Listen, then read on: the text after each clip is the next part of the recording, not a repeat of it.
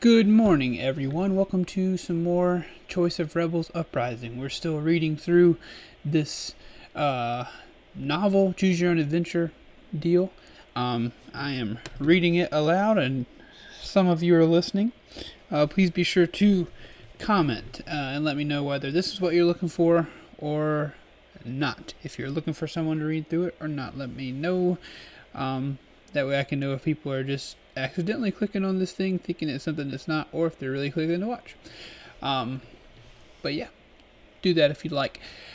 But no matter what, thank you for clicking regardless. So without further ado, let's get on into this story. So to recap, last time we were at the harrowing, and we just couldn't take it anymore when they were going to kill our friends. So we beat the crap out of two of the Alastors, I believe, which caused the whole crowd to riot and take those other fellas out. And the one lady, the one Thaumatarch lady, she Chirex, I believe, she was going to kill us, but then she flew away and told us that we would be sorry or something. And so now we have just looted all of the nobles, and we were heading into the woods where we saw Radmar, who was coming back, and we thought he was dead, so he ain't. And let's start.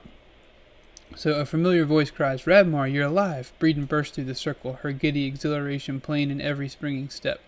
She throws her arms around the muddy helot, ignoring or not noticing Radmar's grimace. Then she turns to you. "And Callen, I can't believe it. You stood up to the bloody-handed bastards. You were amazing. And now this is what we've always dreamed of. And we need to talk about what comes next." You stalk away briskly, beckoning Breden after you, until you can exchange murmurs without anyone else overhearing. "What exactly happened back there?" Her smile falters. What do you mean?" "Zebed and Chirex knew that our friends had been talking treason and blasphemy." You turn your head to stare straight at her for a moment. "How do you think they found out?" "Someone likely betrayed us." A note of incredulity enters Breden's whisper. "And you're wondering if it was me?" "I'm wondering the same thing as anyone would," you reply, keeping your voice level. With so many questions welling up furiously inside you, it's a struggle to pick one to ask first.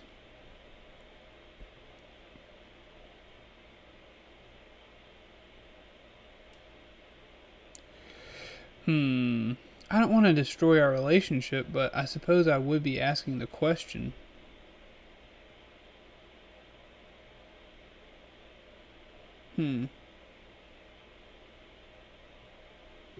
But I also want to know, why wasn't I invited?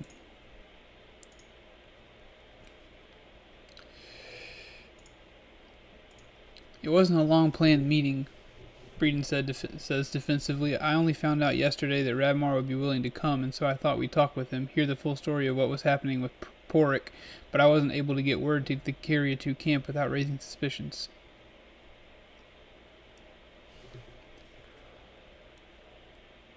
"How do you think the Hegemony knew where to find them?" "If she is guilty, we'll try to find it out here." "Either a traitor told them," Breden offers, "or else they'd managed to follow us somehow. We were careful, but even so, it's possible someone slipped up." "Goodness, I'm sorry, it's so early in the morning, I don't mean to be yawning." "So mayhap they found out and had someone watching the route this morning."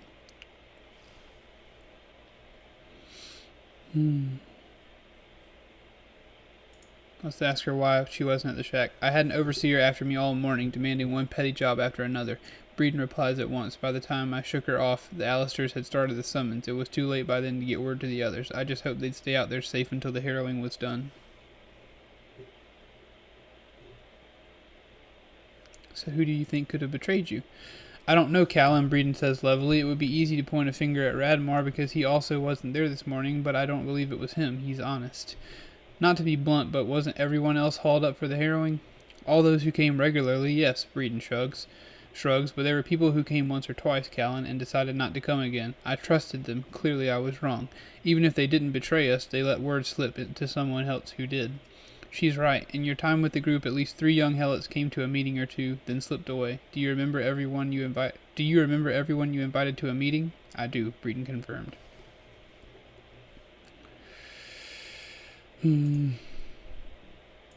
let's ask her this. Breden's throat works in silence for a few minutes before she answers simply, I was afraid. When she says nothing more, you stop and stare at her, racked by both anger and profound disappointment. Obvious remorse. I'm a nice fella. I want to be a nice fella. But the anger fades quickly in the face of her obvious remorse. We were all afraid, you say at last. You never know how you're going to respond until the moment comes. And now we know. She seems almost as hurt by your gentleness as she would have been by your wrath. Now we all know what to expect from Breden Reaper when lives are at stake. No, I'd hope we don't. But it's hard to put conviction into your voice as you search her face for the answer to an unspeakable question. Callen, just now, what I saw in Radmar's eyes, Breden shakes her head, her expression so disbelieving it approaches wonder. Some folk will be calling me traitor after today. Will you be one of them?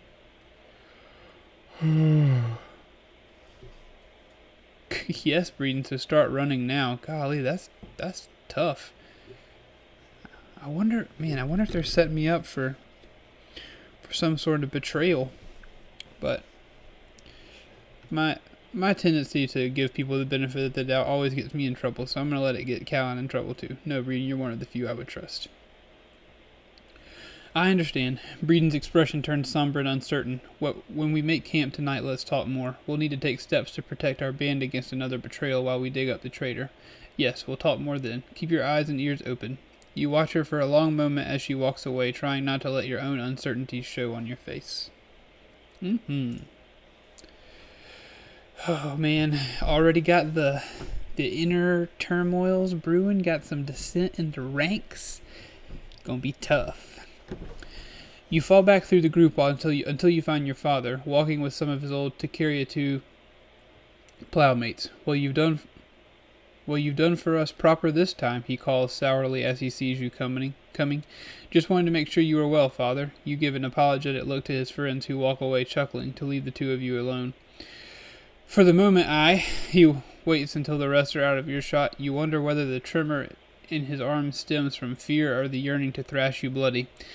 And I'm sure I'll be well until the moment the third just scorch us all to ash. What by Thanos do you think you're playing at? You may have saved a few foolish boys and girls from a harrowing, but you've condemned every helot here to death. We're not going to die, father. You try to keep your voice calm and assured. We know these woods and hills better than any thurge. We can stay out of their reach, and now we've done what every helot in the world talks about doing. As we spread the word, the others will start to join us. Your father snorts with reverberant scorn. How did I raise such a madman? Child, the helots of the Hegemony aren't going to rise up and join you. Even the helots of Shayard aren't going to join you. If they should hear about our little revolt, they'll tell stories about it to make them feel a little better. Someone, somewhere, is standing up to the Thurges, but they won't take up their scythes and axes and come looking for us. They won't trade the chance of being bled in a harrowing for the certainty of being killed as rebels. Our neighbors and cousins here did, you insist. This is the chance to show how weak the Thaumatarchy really is. We are strong enough. He has never talked about to build a new order. Our character is so just concerned so much with the evils of this hegemony. I haven't heard much about building a new order. It's just about hating these people. Excuse me.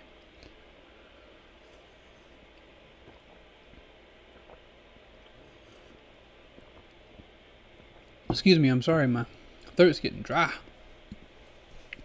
Your father sighs raspily. Madness. Thank the angels your mother isn't here to see her own child lead us all to our deaths. Don't bring mother into this. Keep your voice offhand. There was an apothecary in town when she fell ill. His tinctures could have cured her if you'd brought him. What? The old man halts, too shocked to cuff your ears for insolence. That apothecary was visiting to serve our Carry 2 masters, you damned imp. What do you think would have happened if I had knocked on the Aristarch's door and pleaded for their charity? They probably would have had you beaten half to death for insolence, or they might have had one of their fits of mercy and sent the herbalist. You turn and lock eyes with your father. So did she die because helots can't afford an apothecary, or because you were too afraid to ask the Aristarchs for one? Either way, it's a damned shame. The jagged silence hangs between you for a long time. 10 years you've been waiting to say that to me. I've been waiting to say a lot of things, not just to you. You stalk off toward the rest of the group. From now on, I won't be holding them back. Alright. Your choices to this point have been saved. When your story reaches its end, you may, if you wish, resume reading here. Very cool. Alright, chapter 2, ladies and germs.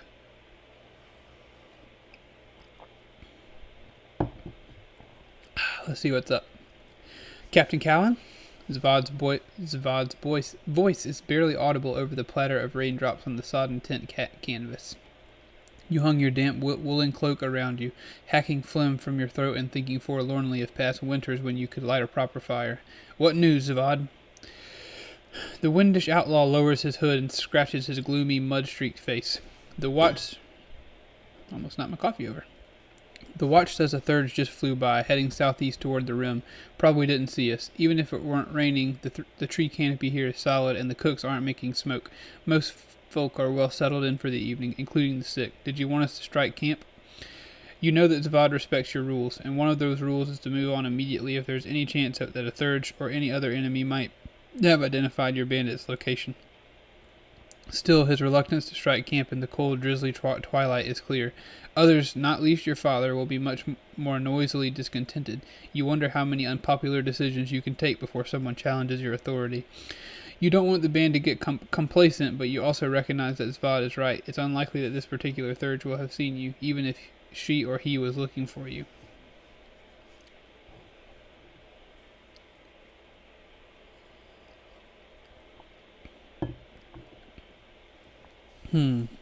What shall we do? I feel like if we don't move, something bad's going to happen. But if we do move, something bad's going to happen with our sick. I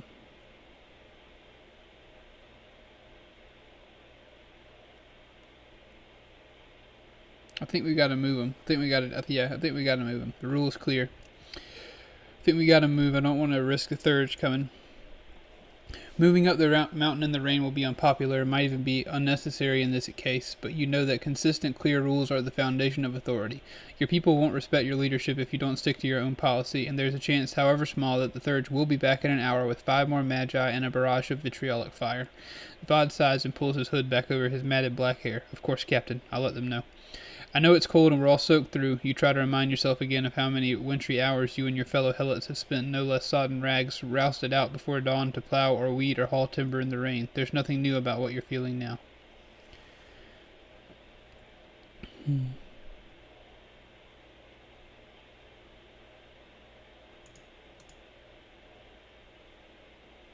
There's nothing new about what you're feeling. This doesn't make any sense.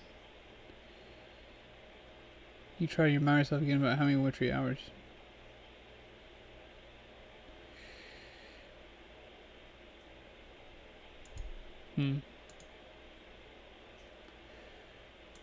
There is always a fire to come back to? Okay.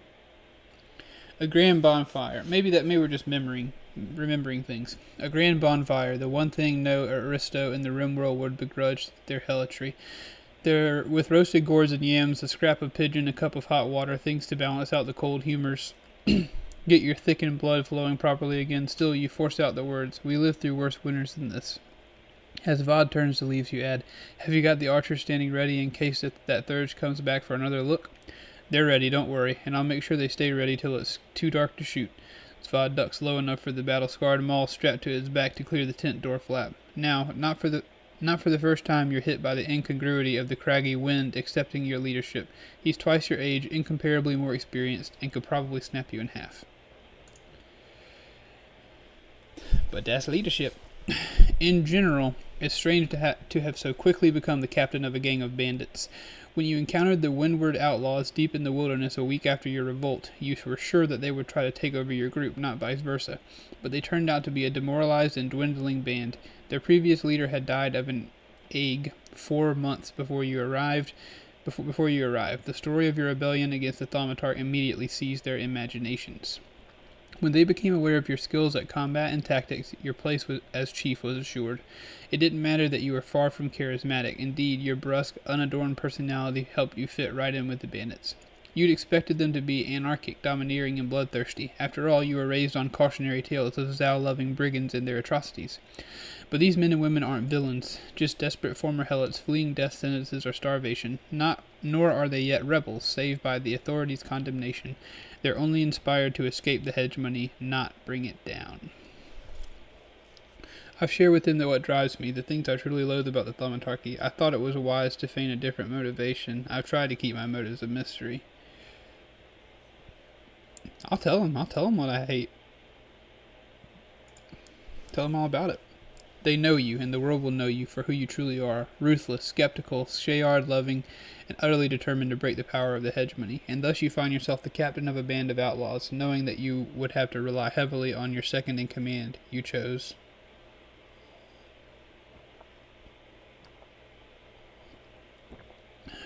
Zvad, because of his long experience of battle and banditry, because whether or not she betrayed us, I don't trust Breden's judgment.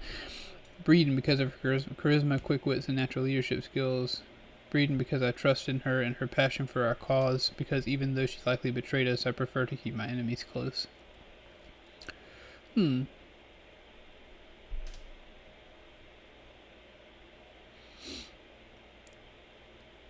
just makes sense for us to choose him because he has a lot of experience.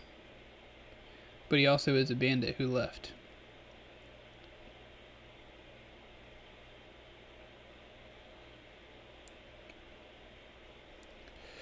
Let's see. Well, what we need is someone with charisma. We are already this. We already have the fighting experience, so maybe we need a second in command who has the charisma, which we don't have. So we'll see. Let's try Breden. Of course you respect Zvod's experience and will rely on him for advice, but he doesn't have Breden's charm, ambition, or air of leadership. If you fail, Zvad wouldn't take over the band any more than he did when the last Windward captain died, and the Big Wind doesn't yet command the same respect among your townsfolk that Breden does. So naturally you have built up Breden as your second in command. Radmar is the only member of the Windward band to disagree with your choice, but so far he's chosen to glower and ignore whatever Breden says rather than mounting a more overt challenge. Breden's quietly asked you not to press the issue. The near disaster back in Rim Square, Radmar's right to blame my judgment. In time, I'll talk with him when I've got something to set against that failure. Excuse me. In any case, it's a good thing you have a reliable deputy, because you're having to face some choices that you had never imagined in your daydreams of rebellion. Oh, goodness. You leave the sleeping area and walk up to the Alastors' camp. The sound of coughing is muffled but still audible from yards away. Inside the tents, at least 20 children are huddled around the small tea-brewing fires, with a handful of parents tending the most frail. 2 elders lie curled under thin cloths, alongside several other grown outlaws. Those known to have consumption have their own tent, but the quarantine is partial at best. Everything is damp, if not sodden, and despite the best efforts of the healers to keep it free of foul humors, the area has a pervasive smell of mildew, threaded faintly with blood and vomit. You pass 2 invalids conversing quietly in the language you've encouraged the camp to use. Shayarin, the old tongue that survived the Karagon conquest. Coin, the hegemonic common tongue. Not all of your outlaws are Shayardine, after all. Whatever they're most comfortable with, I've not tried to steer them away.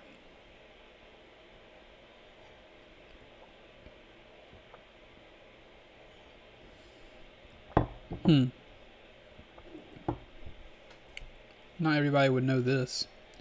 And not everybody knows this. I feel like I would let them speak whatever they want. There's no decision you can make here that wouldn't alienate some of your followers. The band includes dozens of Shayardine yeomen, uncomfortable with the hegemonic common tongue, as well as the Windish minority who converse in Windsna and can only speak coin to everyone else. You chose not to take a side. All you said is that you expect everyone to make themselves understood. Engaging from the conversation underway between a sick Wind and a helot elder from the Rim, that seems to be working well enough. 2 more sick since yesterday, you note bleakly. One is Porrick Weller, who has yet to recover from the Pelamatu's torture and has been in and out of the sick tents for weeks. Radmar sits beside him as usual, but today he's coughing nearly as much as anyone else in the tent, even while cradling Alice Stonehewer and whispering some song to her in a husky voice. Both the sleeping Porrick and the girl are turning the color of old ash, with their bones plainly visible. Hiding your shock at their deterioration, you wave to Alice, who squeezes Radmar's arm and breathes, "It's Captain Callen." Radmar glowers up at you. His voice shakes and cracks as he struggles to keep from coughing. "Captain, come up with a plan yet that gets us eating again?" "The orders will go out today," you say with forced confidence, and lean down to speak to Alice. "I was hoping to see you recovered by now, little sister. We didn't rescue you from the harrower just to lose you to an egg." "I'm not going to die," Alice says softly, her eyes aglow with fever. "I told my father yesterday, never break a promise." Alrighty then, thank you so much for watching this video. I hope that you've enjoyed it. I hope that you've enjoyed watching me read through this. Hope I'm making the right choices for you. Please be sure to comment, tell me what you like, what you don't like, and also be sure to like and subscribe. I really appreciate you watching again, and I will see you next time. I love you very much.